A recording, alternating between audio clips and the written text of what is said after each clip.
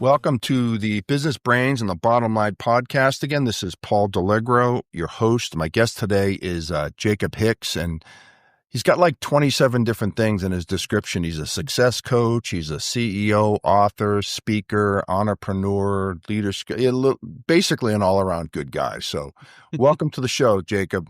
Hey, thanks so much for having me. Really excited to be here. Yeah, no, excited to have you, man. I'm always looking, what you do, and I'll get into that in a little bit, being a success coach and a sales coach and all the different, I'm always fascinated by what you do, so before we even get rolling, how did you get into it? Like, how do you become a success coach or any coach, of any type of thing like that? So, it's kind of funny. People ask me that sometimes, and I've realized that, since really getting into coaching, I've been coaching just not in a professional setting for most of my life. I was always the guy and always have been the guy where like my friends like, hey, I'm thinking about starting a business, or I'm thinking about switching jobs, or hey, can you help me prep for this interview? Like I've always been like kind of the go-to guy for some of those, more businessy kind of conversations. And I've always loved, like, it's kind of funny. Like I always say that I have a passion for passion, meaning that some folks, like they might be, hey, I'm thinking about starting this XYZ business. Me personally, I have no interest in it at all. Like, oh, I'm glad you like it, but like it's not of interest to me. But if I can help you figure out some systems or some questions to ask or some people to reach out to, they can help you drive towards those goals, then I'm going to do that. But on the professional side, when I first started this business, I've always been a guy that I like to read a lot and I like to just find ways to improve myself. Self-improvement has been a really big deal for me. So about a year and a half-ish ago, a good friend of mine is a success coach, has been doing it for 20, 25 years now. And I reached out to him just to see if coaching, getting a coach myself made sense, if that would help me get to the next level. So we sat down and chatted for a while. And he's like, listen, man, like, we can definitely, get you rolling, get you, rocking on some of these goals you've got. But I think that you should be a coach. And like, that was really like kind of an aha moment for me. Like I'd never thought about pursuing that before. Here I am, full-time doing it now. And I love every minute of it.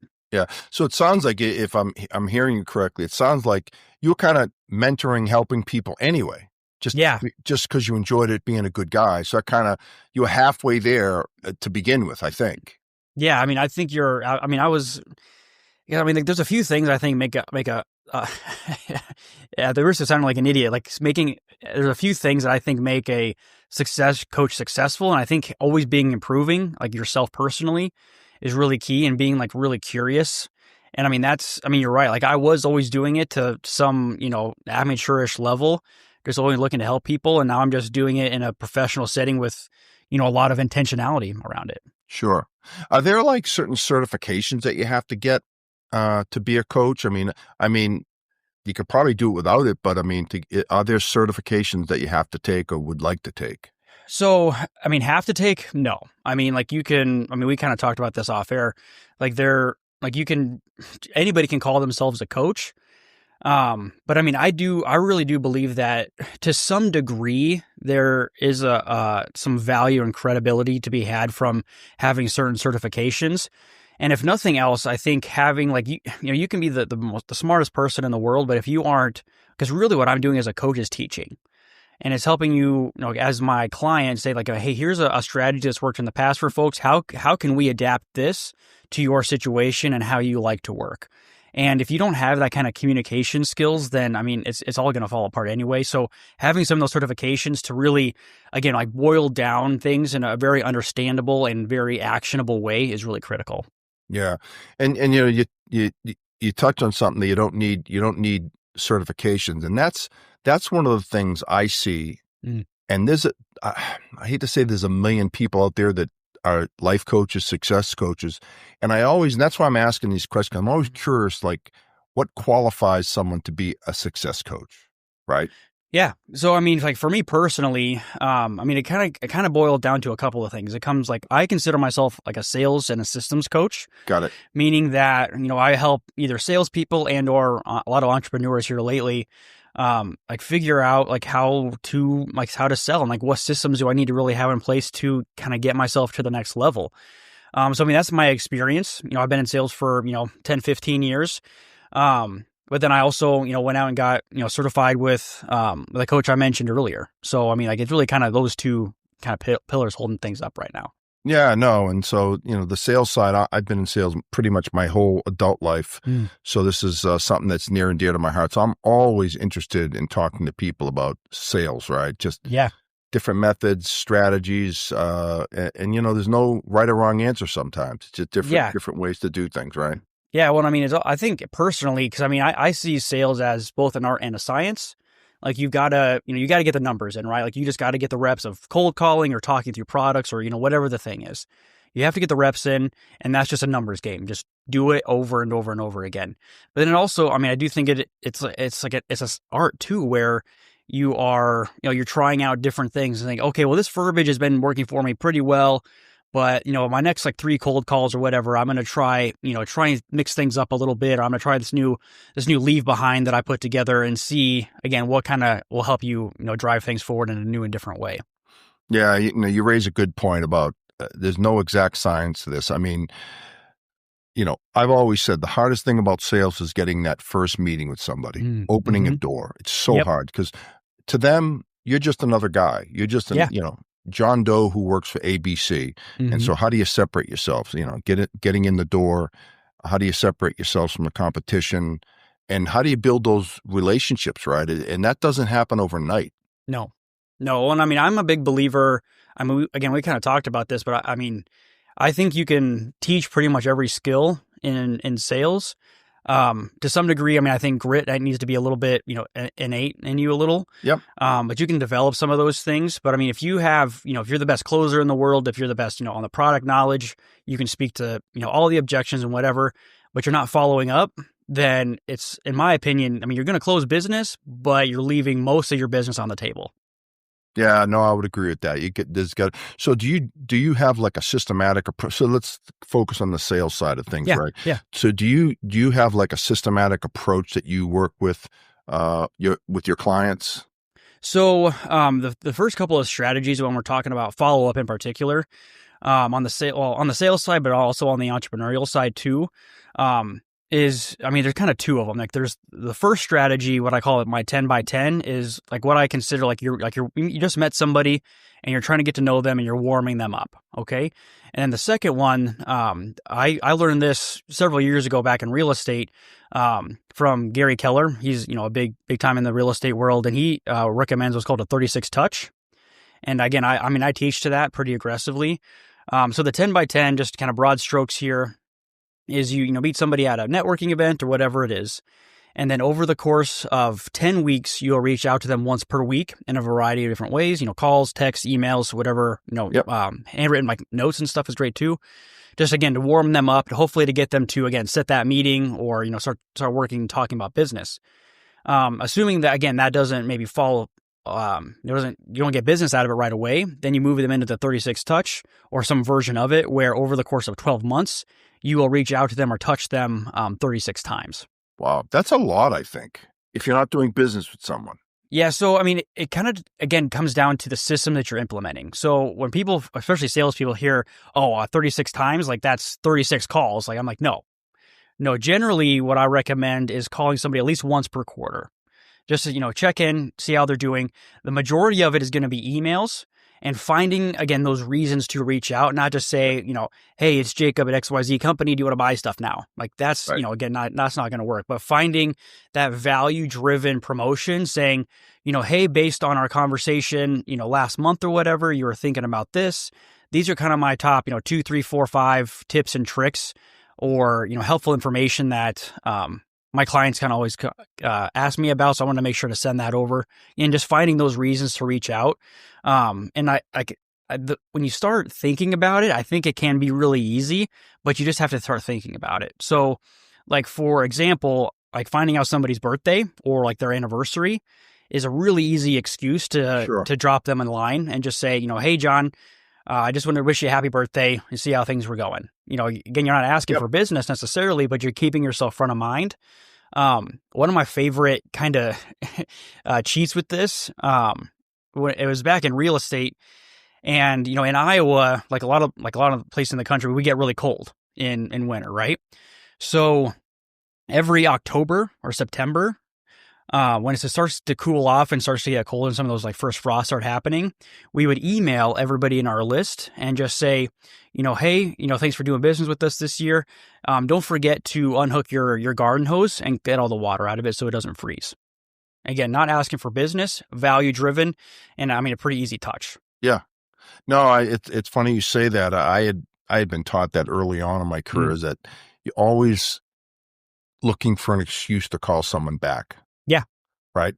I had an old engineer once said to me, he goes, whenever I have a first meeting with a customer, I always on purpose don't ask them every question. So that gives them the excuse to call them back and said, hey, Jacob, at our meeting, we talked about this, and I have a couple of more questions for you. So it gives you that excuse. That kind of I thought it was a nice idea, but yeah. So I'm a big fan. You're exactly right. Just find those reasons to reach out to them that isn't at least front and center. Like, hey, I want to sell stuff to you now. Yeah. No, I think what you're doing is pretty popular. I talk to a lot of the folks that work at, some of the major manufacturers in the IT world, and they have a pretty structured approach, like you said, between texting, emailing, calling. It's on a systematic basis where you're getting your name in front of the customer on a regular basis. Yeah, and the key I think here is to have those systems. And what I've learned both in my sales career, but then also in coaching, is that everybody has a system, right? It's like saying like everybody has a habit.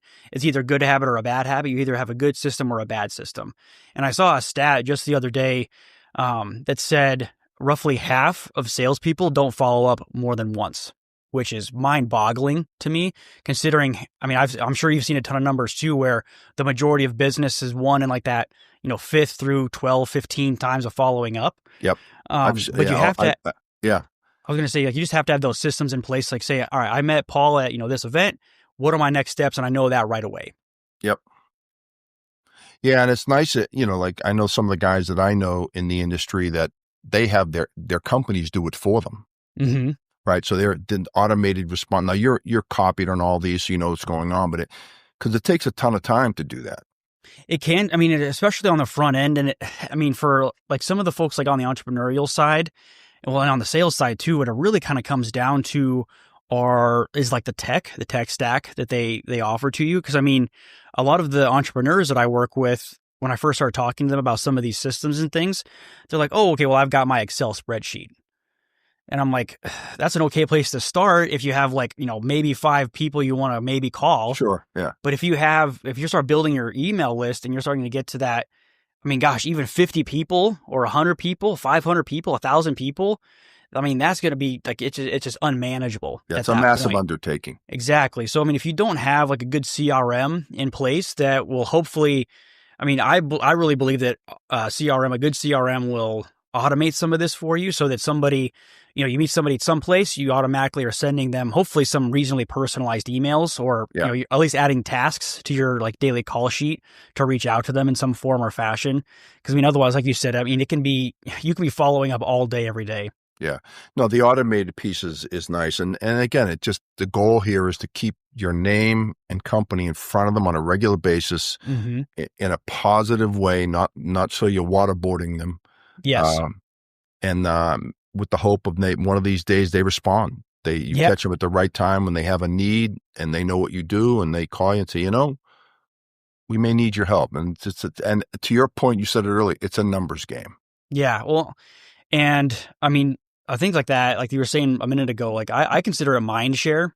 Like that's kind of what I call it. It's where you keep following up with somebody so that if somebody says, hey, I need, whatever it is you're providing, then you're one of the first 2 names that come to mind. And if you've been in sales for more than, a year or 2, then you will always, like everybody will have stories of where like, I met this guy one time, I never heard from him again, followed up with him for, years sometimes. And then all of a sudden he picks up the phone and says, "Hey, I'm ready to do some business." Yep. And like, I mean, that's all over the place. Yeah, no, it happens. Right time, right place. It's so many variables. Like they may have a vendor they're working with, but all of a sudden they're not happy with them anymore. Yeah. But it's hard to know that, right? You don't know unless you have a personal relationship with, but most of the times we don't when we're prospecting for new business. So just keep diligent about it. But what would you say? And I think you mentioned, I mean, for sales guys, what are the most common mistakes sales guys make? I mean, we kind of touched on it already, but it's that consistency piece where Okay. you're just not being consistent. And like, I'm a big believer. When I meet somebody, I like to set like the follow up right then and there, saying like, hey, it's okay that we're not going to do business right now or whatever. I'm going to give you a call here next week or then 2 weeks at, on this day at this time. And I love doing that because most of the time people are, not as committed to like their schedule as I might be. Yeah. So like saying like, hey, I'm going to call you at 10 o'clock next Tuesday. And then I call them at 10 o'clock on the dot next Tuesday. I mean, people really like to eat that stuff up. So consistency, I think, is a really huge piece. Being systemic, like having your systems in place ready to go for a follow-up, as we've, talked about quite a bit already. But then just having like hey, how am I prospecting? And people, we always have to be feeding the funnel entrepreneurs and salespeople. So like just figuring out how you're going to consistently be feeding yourself is absolutely crucial. And then following up and touching base with people from a value driven standpoint of just, hey, here's some information that I thought could be, really useful to you, I think is critical. Yeah, I think that's a big one, right? Mm-hmm. Just providing value without saying, hey, when are we going to do business, right? Yeah. Well, and like that's a big thing that some entrepreneurs struggle with too. Cause Yep. And I'm sure you've seen it too, Paul, where people are like, hey, I met this guy the other week. I've called him, maybe once or twice, never heard anything from him. I don't want to bug him. I don't want to be bugging him. Yep. And I'm like, well, you will be bugging people. You'll be like that used car salesman kind of vibe if you are following up and just saying, hey, we met at this network event. I sell this stuff. You said you wanted to buy this stuff. Do you want to buy this stuff now? Like that's annoying. People don't want salespeople like that. So be a consultant. Be that person that is the expert in whatever it is that you are doing. And people will love you for it. Yeah, you got me thinking about different things. Like sometimes our company will have webinars and things like that. We start inviting people that are informative, right? Not we're trying to sell you something. So it just again, the more ways you can touch a customer, potential customer, the better off you are. Versus like you said, just a cold call going, hey, this is John Doe again. We want to sell you something. Do you have anything you want to buy from me? Yeah. Well, and I say I love like the webinar idea. Like that's a fantastic way to follow up with people, and having like some sort of like webinar or event of some kind where it's not, again, like we're selling you stuff, but that's really great because it gives you an excuse to follow up. So even if that person doesn't show up to whatever it is that you're doing, if you have a campaign of, hey, we're going to reach out to, this segment of our email list, 7-10 times or whatever in the couple of months following up to our webinar, that's 7 to 10 touches that are essentially free in my mind. Yeah. Whereas like you're just saying, hey, you can come to this if you want to, and you're just, again, keeping yourself front of mind. Yep. No, great advice. So when someone signs up, and I've never done a sales coach before, so you got me really curious here. So someone says, hey, this Jacob character, I'm going to sign up with him. What's step one for you? So usually what I'll do is what I call a comp call. So if somebody reaches out to me, email, text, whatever, and just says, hey, I'm thinking about, bringing on as a coach, like what does that kind of look like? I do a free hour of coaching. And again, this isn't like, hey, here's how, like it is a little bit of like, here's how it'll work, but it's much more like, hey, what would you like to work on? And I do my best to let people walk away with like really actionable strategies, even if it doesn't make sense for us to work together. And I think the thing that kind of, I don't know, is maybe unique for me compared to like maybe some other folks is I tell people right up front that my job, in my view, is to coach myself out of a job. Yeah. Meaning that, again, I don't want like, I love working with you. And if it makes sense, we can obviously continue this relationship for, a longer period of time. But if after 3-6 months, you're, really got your feet under you, you're applying a lot of the strategies and coming up with your own strategies, because that's ultimately what coaching is, then, go ahead and fire me, and we can always revisit this later on, but I don't want to be the guy that's like, I don't know, just keeping people or keeping clients around so he can, pad his pocketbook for years and years on end. Yeah, it's like getting them addicted to a drug. Yeah, exactly. When I think about it, like, because I feel like coaching can be kind of like a misconceptions and stuff where in my mind, the analogy that I always use is like I consider us kind of in a similar industry to consultants Yep. and to therapists too. And we're kind of in the middle. So like, I mean, a therapist, obviously, right? Like you maybe you're struggling with, whatever emotional issues or, past traumas. So you're digging into some like really heavy things. Those are therapists, right? Then you have your consultants where, again, in my mind, you reach out and say, like, hey, I have this business. I'm struggling with X, Y, and Z.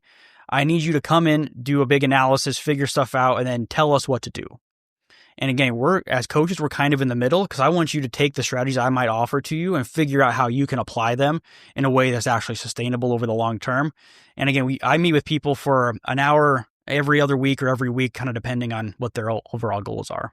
Yeah, that was actually one of my next questions was how regularly do you meet with your clients? Yeah, so usually at least every other week, again, depending on somebody's need. But I mean, like there's like different tiers. I mean, it's a very, very flexible business because I have some folks that, hey, I'm the CEO. I want to have you come and work with me specifically on, X, Y, and Z issues that I'm working on. And I also have some folks that are like, I've had some folks I've worked with where they are a startup and they're, getting things rolling. Things are starting to move, starting to jive. And they're like, oh crap, I need to build a sales team. I've never built a sales team before. How do I even begin to do something like that? Right. So they bring me in on a larger basis to help them like vet, some of the people they might be looking for. And then ultimately, again, establish those systems so that it's more or less plug and play once they find the right people. Yeah, that makes sense. And so, you touched on a good point. I think I can see this going one of two ways. I can see people either becoming so dependent on you that you can't get rid of them. Just being blunt, right? I mean, it's like a drug, right? They're hooked on you and they need you. Or the better scenario would be you give guys the tools to be successful and they get their confidence and they understand what they're doing and they're off and running after 3-6 months. I'm going to take a guess, right? Yeah. I mean, that's typically how long I work with folks for, just a handful of months, like you said. But I mean, it's also a thing where, like I'll work with somebody for like that 3 or 6 month period. They get up and get rolling. And then after, again, another like 3, 6, maybe even a year, they'll reach out to me and say, hey, things are going really, really great, but I want to bring you back in because now I've got a different goals. Like your mind starts to expand. Sure. The bigger and more, aggressively you start making goals and like where you really want to go in life. Yeah. Well, congratulations, man. I mean, I think one of the keys in life is always finding something that we're passionate about. And it sounds like you found it. I mean, I really think so. Like it still is sales to some degree, I guess, but, which I mean, I've always loved sales. I mean, I've been, in sales for a long time now, but, like helping people figure out and like navigate some like murky or difficult situations. I mean, like we all have, periods in our life where, somebody, gave us an outside perspective and like that really kind of lit the light on for us. Sure. And to be able to do that for somebody else is really motivating. Yeah. And it's gratifying too, and I think you do have to have a certain type of personality to do this. I think like, in other words, you've got to have more of a giving personality versus a me, I, right? Yeah. I mean, I would really think so. Like, I mean, I've always had, I mean, I'm a really big believer in like in sales in general. Like, yes, we have to persuade, right? And we have to have systems in place and like saying something to the effect, I mean, like, just a quick example, like, hey, do you want to buy this? Hard close, right? Yep. But saying something to the effect of like, hey, does, A work or does B work a little bit better for you? Like alternate closes, like again, like some of these things are more persuasion, right? Yeah. But I do think there's like a really fine line between persuading somebody and manipulating somebody. Sure. And I mean, we've all met, salespeople like that. Yep. And like I've had always had a really big issue with people that treat their clients or prospects in such a way. And that's just never been who I am. Yeah. No. And long term, it doesn't work. I mean, people know when they're being sold. Yes. Right? I always, I've said this on many shows, actually. I think the 3 biggest things to build that relationship is customers. It takes time. Customers have to like you, respect you, and trust you. Yes. If you can get to those 3, where they call you and they know you're going to be honest with them, and straight up with them. That's the ultimate to me. If you can get to that point, then you're doing well. Yeah, well, that's what I always tell like everybody that I work with. I mean, I tell them, I'm not a BSer. So like if you're doing really, really great and we're like, hey, we're, knocking down tasks and, figuring out strategies and all this stuff, I'm going to tell you we're doing great things. But I mean, if it's, 2-3 times we've met and you're not getting, the stuff that you agreed to get done in between sessions, you're not getting that stuff done. And, maybe we're struggling. I mean, we're going to have to start digging in on some of those things, start figuring it out. And I mean, again, I'm not a BSer, but I mean, I will uplift you when it's right. Yeah. So what do you do with a client who just doesn't listen to you and still wants to pay you? So, I mean, I'm not going to just take your money just to take your money. Like that's, again, not the kind of business person that I am. So, I mean, if somebody, and the thing again with coaching is it's not like if you tell me as a salesperson that, hey, I want to become number one in my company or whatever. Yep. And you're saying, we start digging on some of the numbers and we realize that most of your business and your new business is coming from old customers. That's great, right? We want to continue to grow the business we have, but you're really not doing any cold calling or prospecting or generating new business. Then that's obviously an avenue we're going to have to dive into. And if you agree, because it always comes down to what you want to do, like you say, hey, how many cold calls do you want to get? And you say, I want to do 30, and you don't do that 30, then, 2-3 weeks go by, you're not getting that stuff done. I ask you like, hey, is this really what you want? And like, if this doesn't make sense for you anymore to, work with me to drive towards these goals you told me that you wanted, then, hey, you're not going to hurt my feelings. Just, just be honest with me. And I mean, I'm very willing to have that kind of conversation. Yeah. And it sounds like you hold people accountable too, right? Like this is what we agreed to. Yeah. And if you can't meet these commitments, then let's shake hands and go our separate ways. Yeah. Well, I try not to come across, just saying this it can sound like kind of black and white. And I really try not to let it be that way. Cause sometimes, things happen, right? Like life happens, there might be an emergency or whatever. So, we do talk through these things. And if you say like, hey, I agreed to these 30, these 30 contacts, these 30 cold calls, I didn't get it done. And gosh, I don't know where I could have fit it in. Then that's not necessarily like you not, following through on your commitments. It isn't in a way, but to me, that's more, okay, well, then we need to talk about time management. So how do we, manage your calendar? Because again, if we're not talking to, all these people on a consistent basis, then, we're leaving money on the table and we're not ultimately driving towards the goals you want. Yeah, makes sense. Mm-hmm. Well, this has been great. I've really enjoyed this, Jacob. I've gone to your website and I've kind of checked you out. You look like you're doing well. And I always love people that love what they do. Like I can tell you're passionate, and it's great to see. You're a young guy. So it's always good to see young folks, really driving towards their goals and their successes. Oh, thank you so much. It really, it's so funny. Like when I was first getting going, and I'm sure you felt this way, like where, in sales for a long time, like that was kind of the ultimate high for me almost, where, the feeling like, so when you get that huge deal and you've got that big commission check coming and it's just a huge freaking deal and you feel like on top of the world. I've realized that I get that exact same feeling when my clients have a big breakthrough, and like that, it's awesome. Yeah. So do they pay you commission when they get commissions? Maybe I'll put that in my next contract. But no, it's it's got to be a great feeling to help people be successful, right? It just and again, I think you do have to have the type of personality for that. I'm not sure I'd be cut out for that, by the way.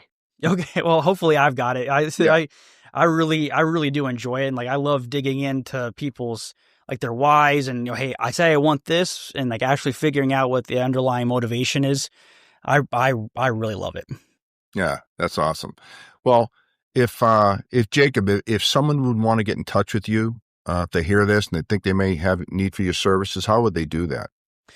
So the easiest way to get in touch with me is through my website. It's jacobhickscoach.com.